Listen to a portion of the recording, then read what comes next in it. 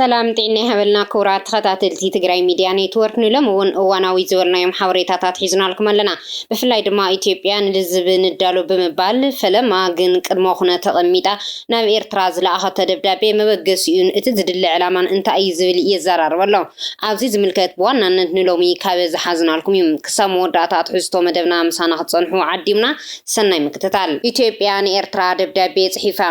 ትሕዝቶ እቲ ደብዳቤ ድማ ብሰላም ክንዛተ ቀዳማይ وركي مريت لغاي كالاي دما حجز نعطقات يقوم زبليوم تدبدب سراويت إيرترا أب سمينا ممراق الدوبات إثيوبيا زغورو ملكتان وتادرا منقسقاسن تطب مبال بوصوت كاب مريت إثيوبيا نخوص زبد صاوعيتون زركويم دغف عطقاتون زتقس تدبدب منقس إيرترا مستم أب سمينا ممراق الدوبات سنقسقاسو عطقات حيلتات زغورو زلو نزولو تادرا متحوار قطا ودغف نخقوارص حاتيتم بمنستر غديات وصاي إثيوبيا دكتور جدون تيموتيوس نمزنو ميستر عثمان صالح بقدم شوعات دكاتي تخلتشحن 26 عام فرنجي ابز صحافه دبدابي مخانو زتملكته ኤርትራ ላላዊ ዶብ ኢትዮጵያ በካታት ሰሜናዊ ምብራቅ ሒሳት ቆጻጽራላ ኢሊ خس تحست ናይ ዝኸባቢ ካብ መዓዝ ተፈጸመ ምዃኑ ግን ብንጹር ኣብቲ ደብዳቤ ተመልከተን ሰራዊት ኤርትራ ኣብ ሞንጎ ኩናት ትግራይን ኣብ ጎኒ ሰራዊት ኢትዮጵያን ኮይኑ ከም ዝተዋግአ ዝፍለጥ ኮይኑ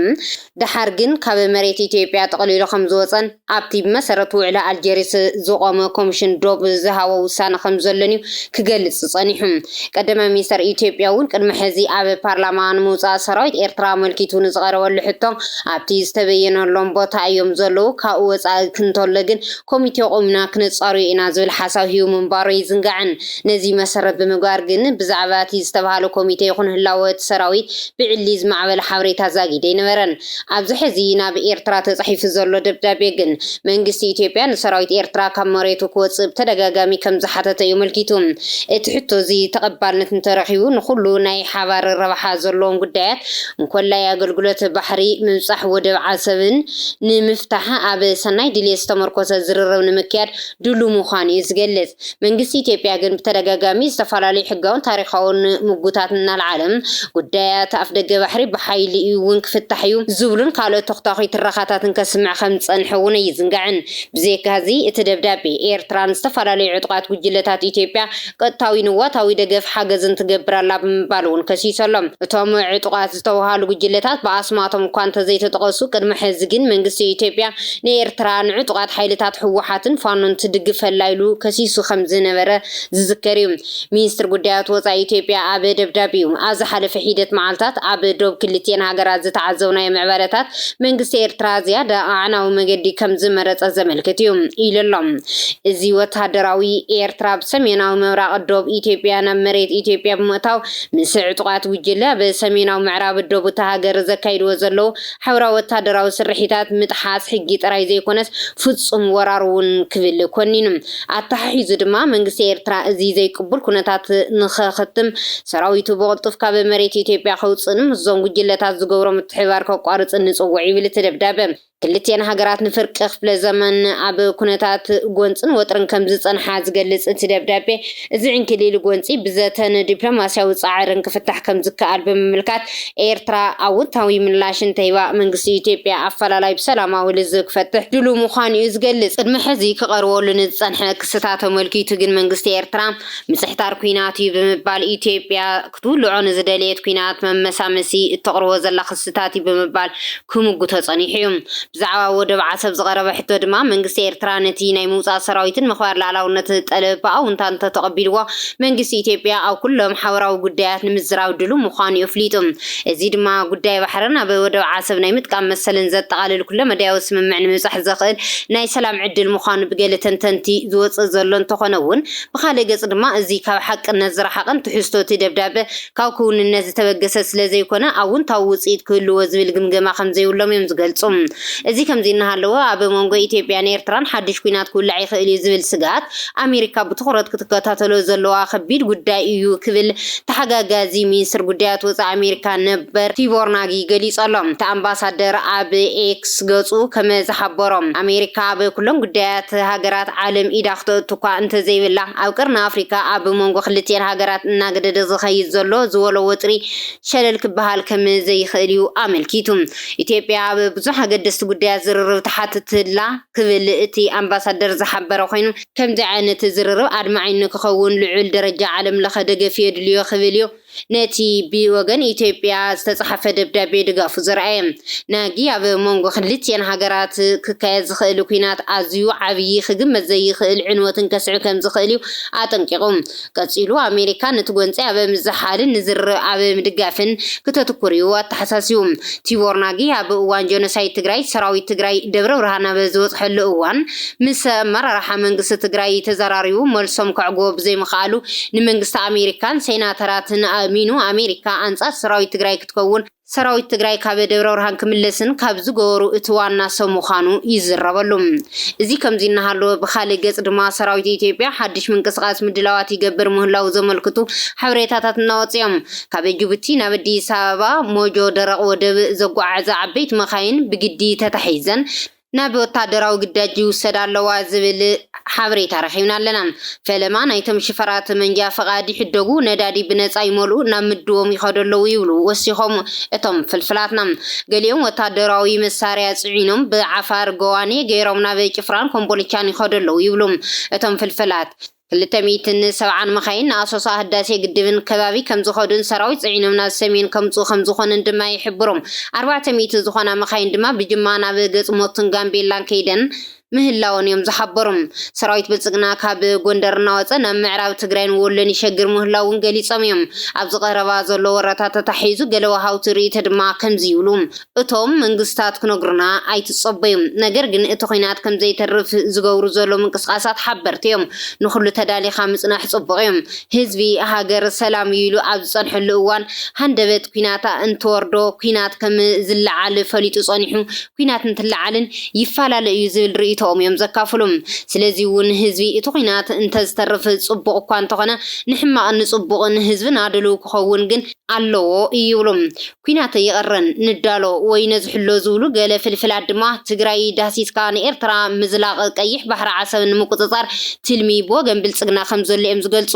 ከም ሓበሬታቶም ቅዱሳት ወገናት ህዝብን ሰራዊትን ትግራይ ብስነ ልቦና እንተዘይተዳልዩን እንተዘይወሲንን ብኽፉእ ክህሰን ክደናገጽን ከም ዝኽእል እውን የንፍቱም ሕዚ እውን እንተኾነ ትግራይ ተፈጥሮአዊ ሰብኣዊ ሕገ መንግስታውን መሰላት እያ ተሓትት ዘላ ብሰላም ብውዕሊ ፕሪቶሪያ መሰረት ጸላቲ ካብ መሬት ትግራይ ወፂኦም ኣብ ልዕሊ እቶም ኣብ ትሕቲ ጸላቲ ኮይኖም ናብራ ባርነት ሰላሕታዊ ጸጥታ ከብቅዕ ላላውነት ትግራይ ክረጋገጽ ዝተሰደቱ ዝተማዛወሉን ወገናት ምስ ውሑስ ጸጥታን ምምሕዳሮምን ክምለሱ ብድምር ስቃይ ህዝቢ ትግራይ ከብቅዕ ህዝቢ ብሰላም ክነብር ሰሪሑ ኣብ ዓዱ ክነብር ጥራሕ እዩ ትግራይ ተሓትት ዘላ ይብሉም ተጋሩን ኣመራርሓ ትግራይን እዚኣ ጥራሕ እዮም ዝሕተቱ ዘለዉ ካልእ ሕቶ የለን መንግስቲ ኢትዮጵያ ተጋሩ ትግራይን ክጠፉ ካብ ዘለዎ ክቱር ባህጊ ነዞም ሕተታት ምምላስ ይትረፍ መንግስቲ ኢትዮጵያ ተጋሩ ትግራይን ክጠፉ ካብ ዘለዎ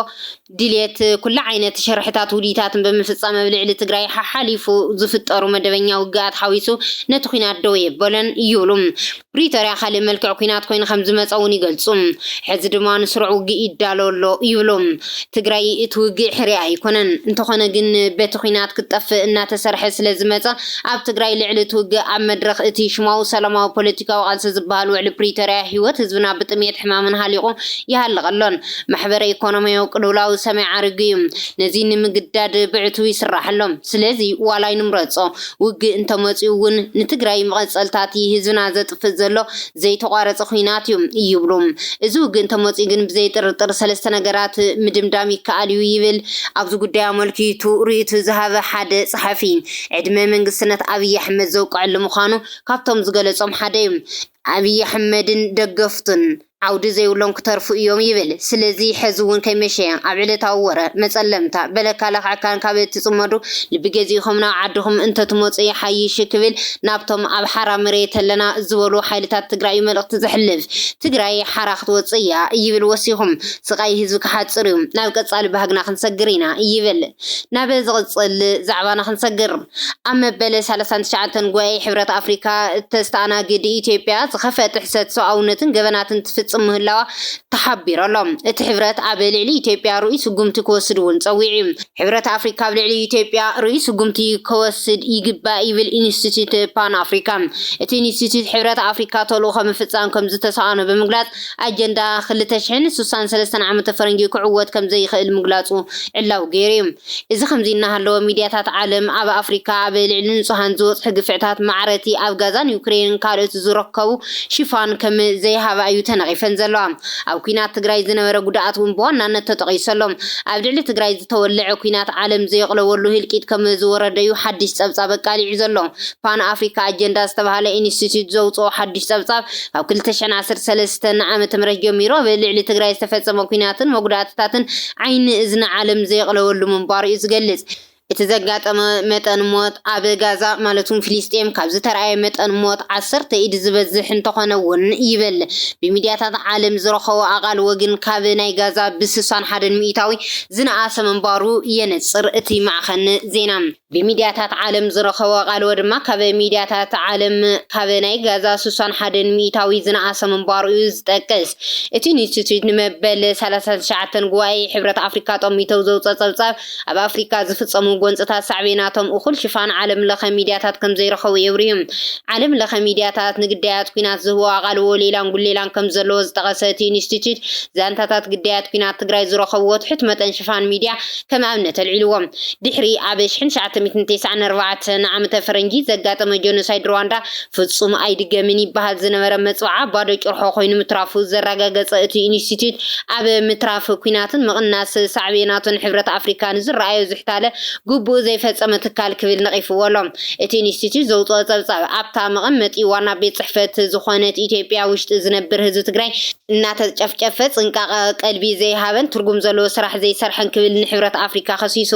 ሚድያታት ዓለም ኣብ ሓደ መዓልቲ ውሽጢ ንግዳያት ኩናት ጋዛ ዝምልከቱ 58.5 ዛንታታት ከም ዘቃልሓ ዝጠቐሰ እቲ ጸብጻብ ንግዳያት ኩናት ትግራይ ዝጥሙቱ ዛንታታት ግና ባዶ ነጥቢ 96 ማለት እውን ትሕቲ ሓደ ጥራሕ የቕርባ ምንባረን ኣቃሊዑ እተን ሚድያታት ኣብ ሓደ መዓልቲ 19.4 ንግዳያት ኩናት ዩክሬን ዝድህስሱ ዛንታታት ንተኸታተልተን ከም ዘቕርባ እውን ኣመላኺቱ ኩናት ኣብ ሃገረ ቻድ ሱዳን ዲሞክራቲክ ሪፐብሊክ ኮንጎ እንትካየድ ዝነበረ ሽፋን ሚድያታት ዓለም እውን ኣዝዩ ትሑት ኩቱር ሚዛናዊነትን ዝተረኣየሉ ምንባሩ የፍሊጡ ኣብ ኣፍሪካ ካብ 2004 ክሳብ 2024 ኣብ ዘለው 20 ዓመታት መጠን ምስ ኩናት ዝተኣሳሰሩ ሞት ብ841 ሚእታዊ ምውሳኹ ዘዘኻኸረ እቲ ጸብጻብ ካብ 2004 ክሳብ 2008 ኣቆጻጽራ ፈረንጂ 44,000 ሰባት ምስ ኩናት ዝተኣሳሰሩ ሞት እንተጋጥሞም ካብ 2019 ክሳብ 2024 ዓመተ ፈረንጂ ድማ ኣብ ዘለዎ 4 ዓመታት እውን ህይወት 414,000 ብሰንኪ ኩናት ምጥፍኡ ጠቒሱ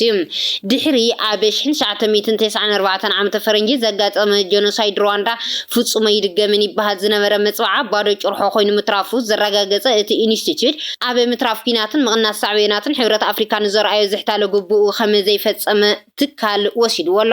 እቲ ኢንስቲትዩት ዘውፅኦ ጸብጻብ ኣብታ መቐመጢት ዋና ቤት ጽሕፈቱ ዝኾነት ኢትዮጵያ ውሽጢ ዝነብር ህዝቢ ትግራይ እንትጭፍጨፍ እኳ ጽንቃቐ ቀልቢ ዘይሃበን ትርጉም ዘለዎ ስራሕ ዘይሰርሐን ክብል ሕብረት ኣፍሪካ ከሲሱ ለካቲት 7-8 ንዝተኻየደ መበል 39 ጉባኤ ሕብረት ኣፍሪካ ጠሚቱ ዝወፀ ጸብጻብ ፓን ኣፍሪካን ኣጀንዳ ኢንስቲትዩት ሕብረት ኣፍሪካ ቅልጡፍ ትካላውን ማሕበራውን ምስትኽኻላት ክገብር ተሓሳሲቡ መጠን ምስ ኩናት ዝተኣሳሰር ሞት ብ841 ሚእታዊ ኣብ ዝወሰኸሉ እዋን ዝካየድ እዚ ጉባኤ ብሸለልትነት ክሳለጥ ከም ዘይብሉ እውን እቲ ኢንስቲትዩት ጠቒሱ ሕብረት ኣፍሪካ መደበኛ ጉባኤኡ እንተካይድ ዕላማታቱ ደጊሙ ንክኽልስ ቅዲ ምሕደራ ሃገራት ኣፍሪካ ንክፍትሽ ፖለቲካዊ ልምዓታውን ተሳትፎ መናእሰይ ዘደንፍዑ ጻዕርታት ንክገብር ስግር ርዕዮተ ዓለም ዝኾኑ ተተግበርቲ ስጉምትታት ንኽተኣታቱ እቲ ኢንስቲትዩት ፀዊዑ እቲ ዝቕፅል ትሕዝቶና ድማ ኣምባሳደር ፈረንሳይ ኣብ ኢትዮጵያ ኣብ ጉዳይ ተመዛበልቲ ተጋሩ ዝሃቦ ትዕዝብቲ እዩ ተመዛበልቲ ትግራይ ዘለውሉ ኩነታት ልብኻ ይሰብር ይብል እቲ ኣምባሳደር ፈረንሳይ ኣብ ኢትዮጵያ ኣሌክሲስ ላሜ ኩነታት ኣብ ማዓስከራት ዝነብሩ ተመዛበልቲ ትግራይ ናብ ኣስጋ ወጻኢ ብርኪ ምውጽሕ እዩ ፍሊጡም ምስ ጋዜጣ ዘ ሪፖርተር ዘካየዱ ቃለ ምሕትት ተመዛበልቲ ትግራይ ዘለውሉ ኩነታት ልብኻ ዝሰብር ይኽብል ተዛሪቦም እቶም ተመዛበልቲ 45 ዓመት እዮም ኣብ ማዓስከር ጸኒሖም እዚ ድማ ክትጻወሪ ካልእ ዝበለ ኣምባሳደር ኣሌክስ ላሜክ ብዝተኻለ ቅልጣፈ ናብ መረበቶም ክምለሱ ኩሎም ኣካላት ተሓባበርቲ ክኾኑ ተማሕጺኑ